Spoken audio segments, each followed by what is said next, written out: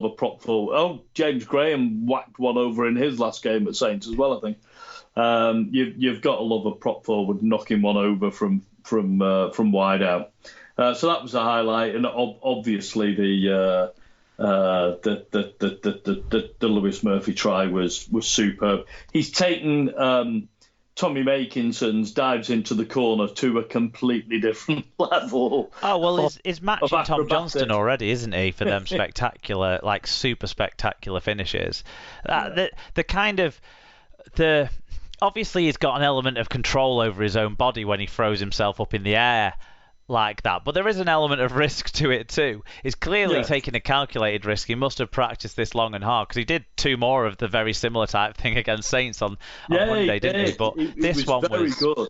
Absolutely phenomenal. All round, I was really impressed with him in the game I watched against Saints. Well, we'll get to that game. We won't get into that, but bloody hell, he's a good winger, this fella. And he had a try assist as well in this one with that kick back inside for the last try. So it shows that he's developing his all-round rugby skills as well, and he's thinking about what he's up to and stuff. I think, we're going to talk about him because he's doing things that deserve being talked about. Every week at the moment.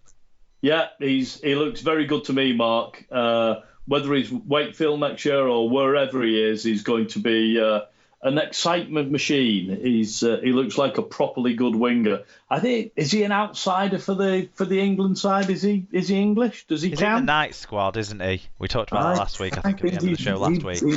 He might be worth bloody thinking about. The boy's in red hot form at the moment, that's for sure. Yeah, I think he's a bit green for that, but is developing and he's got a lot of skill and ability. A few other things around these sides. So Hull KR's halfback Mikey Lewis, he was before this game ruled out for the remainder of this, or I think from this game actually, sorry, ruled out for the remainder of the season due to concussion. So it's been a stop-start season for him, but he's another talented kid that we've enjoyed watching this year. Hull KR have signed Wakefield Trinity prop Yusuf Aidin on a 2-year deal. I think we sort of suggested that was meant to be happening last week, but it's been confirmed this week. And on the flip side to that, Hull KR have confirmed a lot of players are leaving at the end of the season. So Corbin Sims, who was actually retired and we'll get onto it in a bit, but earned himself a ban, which means that he's played his last game now. Brad Takarangi, who's, let's face it as well, been a fucking disgrace this year. Albert Vetty as well. They're big overseas signings that didn't quite work out for Hull KR that are being said goodbye to. Ben Crooks, Will Mayer, they're going as well. Tom Garrett, his exit was confirmed as well. He was a player they brought in from the Championship. Hasn't quite worked out for him. He's suffered some long-term concussion injuries this year as well. So hopefully he can get himself right and then maybe find himself a gig back in the Championship. Then young players Charlie Kavanagh, Adam Rustling, Nathan Cullen, Bailey Dawson and Tom Wilkinson are also moving on from Hull KR. Wakefield announced their list, didn't they, of players that are going as well. Arona and Fafita being the sort of headline acts of that list, and Jacob Miller, of course, we're waiting for his destination to be confirmed, but he's definitely leaving. We knew about Joe Batchelor already, but me and Sarah sort of asked Wakey White in a way last week to sort of talk about what his expectations and thoughts are about the situation with the Wakefield side, because I think with both these sides in a way they're the most interesting things to talk about now, because we know that they're in Super League next year, but what sort of squads will they have? And particularly Wakefield, it's going to be huge holes to fill. Yeah, there's a lot of players leaving there, and because that's Tom Johnston, Bill Tupou, we talked about them last week. We said about they're gone as well. I've got the feeling, as I say, that somebody's going to come and try and pick Murphy up in the off season. He might not be the only one, so there might be a lot of comings and goings yet for Wakefield. Who knows what it's going to look like next year?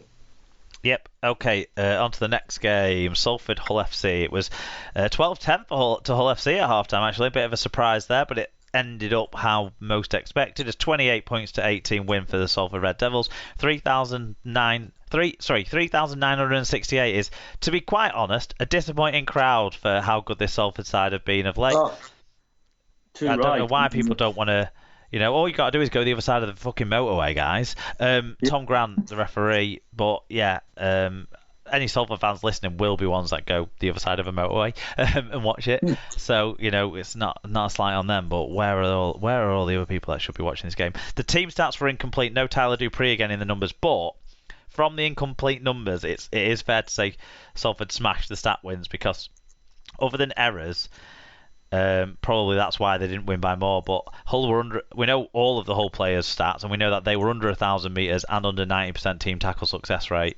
So yeah, that's never a good sign. For the winners, Callum Watkins, the rejuvenated, the revitalised, the brand new sparkly Callum Watkins, 1 try, 172 metres and 2 clean breaks. Ryan Brearley, 1 try assist, 10 tackle busts, 162 metres, 2 clean breaks. Flipping heck, Mark, that is some stat line. Rhys Williams, 1 try, 5 tackle busts, 150 metres, 2 clean breaks. And Dion Cross, 1 try, 6 tackle busts, 141 metres and 2 clean breaks. For the losers, Chris Satai, 130 metres. And Liggy Sauer, 1 try assist, 108 metres and 5 offloads. Always in our shadow says 1, 23, 25, 34, 38, 40. Not the winning lottery numbers, but the first 6 players' team shirts on our team sheet. Put in a graph for full 80, but Salford too hot. Allowed too many offloads. Add Brearley to any cheat list going, as dived on the floor after every tackle. I thought he played well, actually. B. Dawson, 1902, said, much better this week. Right in it all the way. If we didn't have a makeshift left edge of McNamara at centre and Litton on the wing, up against Cross and CO, that's a mismatch, we might have actually won the game. Toulouse and Rovers to end the season, so let's end on a high. Esther said, thought we might lose by lots. Salford were very fast and offloaded lots, but we kept trying, which was good. Didn't get a lot of ball in their half, but we scored 3 tries. Keep trying this hard and we will get a win soon. And Paige said, well, a better scoreline this week compared to the previous weeks. Sounds like the boys put up a bit more of a fight and showed some determination. Shame we're still letting ourselves down with the stupid penalties and kicking on the 3rd tackle when chasing the game. Happy not to get a hammering, though. That's a bit of a sort of backhanded compliment there, Paige. Yeah, but, credit. We've heard from quite a few Hull FC fans there. Credit Hull FC in this game. They did put in a battle. They did. Again.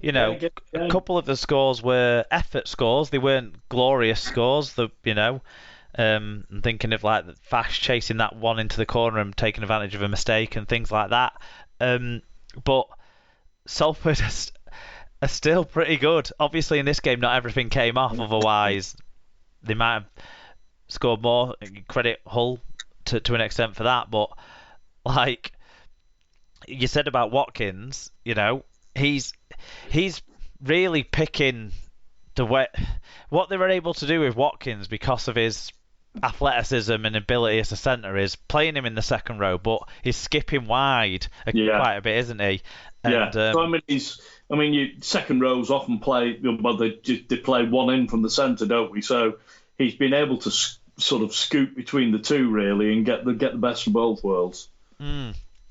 Definitely, and the fact that we've talked recently about how great Joe Burgess has been, but then he's out of the team for a couple of weeks, and Rhys Williams comes in, and it's like he's not. It's like he's been playing there all year. It just seems seamless. That the way the spine are performing and the way the outside backs are getting it done for Salford is really impressive. Yeah, it is. Brodie Croft. What a signing he's been. He's been superb. And when you put Croft and Brearley together, they're really pulling the strings for Salford. Then you've got strikeout wide in the likes of CO. They're a very, very attractive side to watch at the moment. And a real threat. They are very much a threat. Both sides' defence near their own lines could have been better, and they'll need to improve a lot to be, successful in the playoffs. That sort of aspect of the game. But for me, Salford are, they're a proper threat. I wouldn't want to play them, that's for sure. Yep. Brad Fash got a Grade B dangerous contact charges at quite a few bans recently, so 2-match penalty notice for him, top end of the range. So he scored a try, and then celebrates by missing the rest of the season for Hull FC. Okay, next game. Probably the game that at the end of the game everyone was most interested in, because it did get close and it did get interesting, and someone's season was hinging on it too. Warrington versus Castleford. It wasn't Warrington's season that was hinging on it, because their season was blown a long time since. But they were 12-0 up at half time. But as we know, they didn't hold on to it, because it's Warrington and it's 2022. They ended up losing 19 points to 18 with a good Castleford comeback in the second half. 8,104 was the crowd. Chris Kendall was the referee. The team stats are incomplete. There's no numbers for Nathan Massey, but I'm guessing they were close. Yeah, I'm guessing they were close. For the winners, Greg Eden, 195 metres. Jake Maimo, one try assist, 9 tackle busts, 171 metres. Liam Watts, 11 mark tackles, 162 metres. Paul McShane, 43 tackles. Losers, Joe Bullock, 131 metres. Josh Thewlis, 138 metres. And Greg Minikin, 126 metres. EFC 78G, you said, like always, we managed to go ahead and, of course, the opposition find a way back and then win it in the second half. Mostly, Mamo gave me a shock by scoring against his former team. He didn't want to leave it at all, and of course, they kicked a drop goal. All Wire did in the second half was score and kick a conversion to settle it by a 1-score loss. We really are the best team in fucking up Leeds. Yeah. Well, I don't think anyone can argue with that, my friend, that's for sure. Rich Owen says, another game we lose from a winning position. We dominated the first half and should have been at least 18-0 up, but you knew going into the second half that if Cass scored first, we'd be under pressure and cave, which is exactly what happened. The way this season has gone, if we don't start next season well, Powell will be gone within 6 games.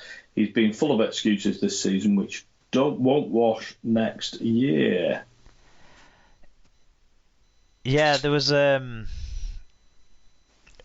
games are blurring into one, but this is the one where Ratchford scored that try under the sticks, isn't it? Where he kind of stepped back inside. I think it stepped round about 3 people, I think, to score that, didn't it? Yeah, there was a couple of scores where Cass players were waving their arms around, kind of, I guess, claiming for an obstruction or something.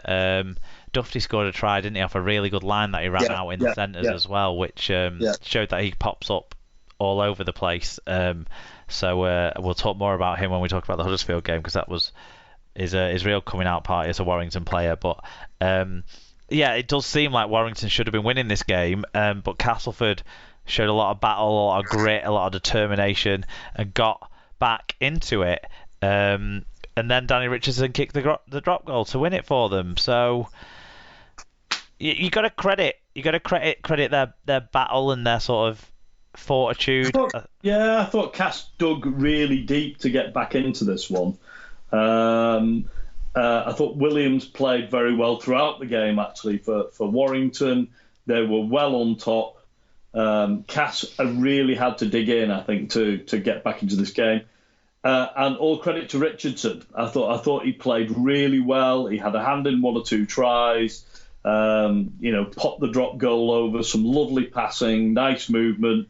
I thought he had a very, very good game in this game. He was probably the man of the match. Yeah, and obviously closing out the game, Cass performed well. I mean, Wire were left to for George Williams to try a 50-metre drop goal to try and tie it up, which was never going to happen. And then the celebrations by the Cass players at the end shows what it meant to him. I think they put a lot of effort into it.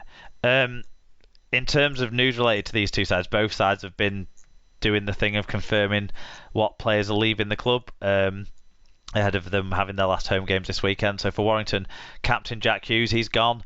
Gareth Widdop's gone. Matt Davis is gone. Robbie Mulhern's gone. Apparently they wanted to keep Rob Mulhern, but so I don't know where he's going. But Jason Clark's off to France, isn't he, to play in the lower levels, and Kyler Moore's going to Widnes. So we know about those ones. Cass, similarly, they've confirmed 6 players as well going. Daryl Alford, Leeds is the rumour, isn't it? There? Yeah. I'm surprised they've let him go, but there you go. I don't think it's a case of letting him go, maybe. I don't know. But maybe earlier on in the season he wasn't seen as the first choice. And then, anyway, Ryan Hampshire, that's not a huge shock, and hopefully he bounces back from his injury and finds himself a club. Jake Truman, we already know about that one. James Clare,